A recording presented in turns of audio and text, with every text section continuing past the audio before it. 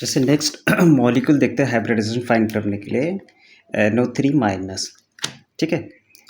तो इसमें एक निगेटिव चार्ज है, इसका भी जेड फाइंड करना है हमें। तो जेड क्या करेंगे, half into valence electron on central atom. Central atom कौन है, ये है, क्योंकि ये सबसे लिस्ट है जो छोटा है।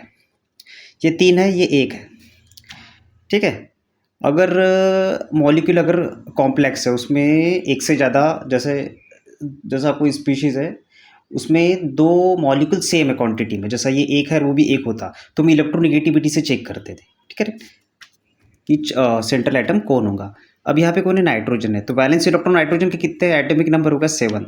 कैसा लिखेंगे, 2,5 लिखेंगे, ये हो गया इसके वैलेंस इलेक्ट्रॉन, ठीक है। अब इसमें कोई निगेटिव चार्ज है, निगेटिव चार्ज को ऐड करना है एक। क्या डाइवैलेंट है, मोनोवैलेंट आइटम इसमें नहीं, ये डाइवैलेंट है। ऑक्सीजन 2 बॉन्ड फॉर्म करता है, तो ये 6/2 कितना आ जाएगा 3। अब 3 का कितना हो जाएगा हाइब्रिडाइजेशन, sp2, ठीक है, ऐसा निकालेंगे। नेक्स्ट अगर हम देखते हैं जैसा कोई एग्जांपल, जैसा H2S देख दी हमने, तो सेंट्रल एटम कौन हुआ, सल्फर हुआ, तो Z फाइंड करेंगे हम। Half into valence electron sulphur के 6, इसमें मोनोवैलेंट आइटम कितने हैं, 2 हाइड्रोजन, कितना हो गया 8/4, तो 4 आ जाएगा। 4 मतलब क्या होता है, sp3, ये हाइब्रिडाइजेशन आ जाएगा। जैसे हम अभी कोई भी एग्जांपल ले सकते हैं, जैसे क्या ले लेते हैं, SF4 ले लेते हैं, जैसे SF4 लिए हमने, तो इसका Z फाइंड करेंगे। सेंट्रल एटम कौन हुआ, sulphur, half into valence electron कितने हो गए 6, ये मोनोवैलेंट आइटम है। फ्लोरीन सिंगल बॉन्ड फॉर्म करता है, कोई पॉजिटिव चार्ज कोई नेगेटिव चार्ज नहीं है, ये कितना हो गया 10/2 यानी 5। अब 5 का क्या आएगा हमारा वाला, 5 का आ जाएगा एक S का, P के 3, 4 हो गए, D sp3d, इसका हाइब्रिडाइजेशन रहेगा।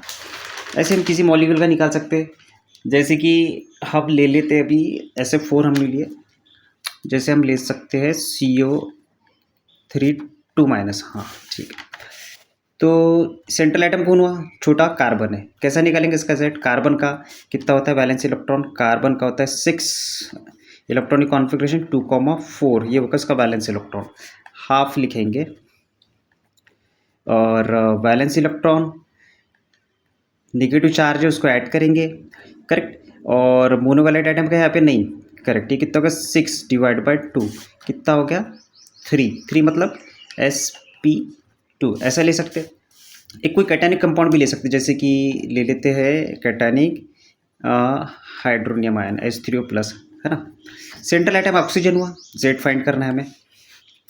सेंट्रल आइटम ऑक्सीजन हुआ, ऑक्सीजन का कितना रहता है atomic number 8, electronic configuration 2,6, valence electron हो गए 6, तो हाफ, ये हो गया कितना वैलेंस इलेक्ट्रॉन 6, और इस पे एक पॉजिटिव चार्ज है। पहले मोनोवैलेंट आइटम कितने हैं 3 है, इसको ऐड करेंगे, और पॉजिटिव चार्ज का भी माइनस करना है, जितने भी 1 है ना तो 1 माइनस करेंगे, निगेटिव चार्ज को ऐड करना है। कैसा होगा फिर, हाफ 6, 3 में से 1 गया 2, ये हो जाएगा 8, तो इसका आंसर क्या आ जाएगा 4 मतलब sp3। तो ऐसे हम फाइंड करेंगे। कॉम्प्लेक्स कंपाउंड भी ले सकते हैं, जैसे हम ले लेते हैं जेनॉन वाला कंपाउंड, Xe ले लेते, और क्या O2 और F2 ले लेते, करेक्ट।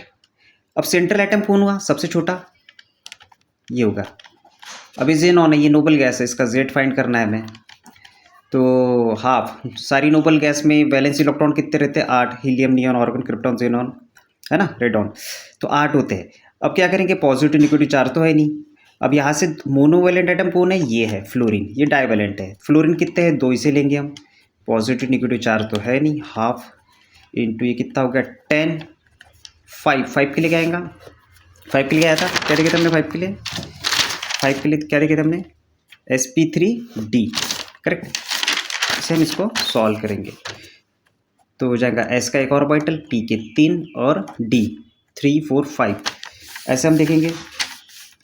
और जैसे एक एग्जांपल Xe(F4 भी दे सकते हैं, इसका भी निकाल सकते हैं। आप Z निकालेंगे, इसका आप कैसा निकालेंगे, हाफ इंटू वैलेंस इलेक्ट्रॉन कितने हो गए 8, और मोनोवैलेंट आइटम कितने 4, कितने होंगे 12/2, 6 आ जाएगा। 6 का क्या हो जाएगा, S का एक ऑर्बिटल, P के 3 ऑर्बिटल, कितने हो गए 3 4 और डी का 2 ऑर्बिटल तो sp2 d2। ज्योमेट्री आपको याद करनी पड़ेगी।